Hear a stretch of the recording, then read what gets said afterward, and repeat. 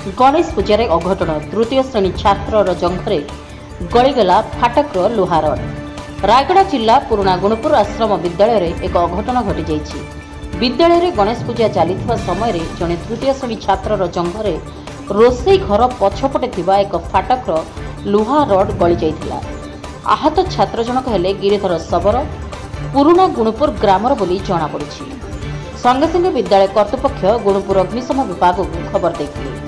गुणपुर अग्निशम विभाग स्थानीय उपखंड चिकित्सालय डाक्तर दलर प्रयास रे आहत छात्र को उद्धार करी गुणपुर उपखंड चिकित्सालय भर्ती करा जाइछि।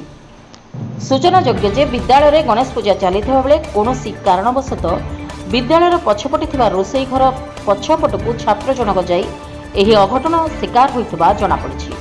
आहत छात्र जनक सुस्थ रहिथिबा गुणपुर ब्लॉक संप्रसारण अधिकारी गंगाधर बेहेरा प्रकाश करिसेंती। गुणपुरରୁ सीएच हरीश का रिपोर्ट रिपब्लिक ओडिशा साधारण लोकଙ୍କ स्वर।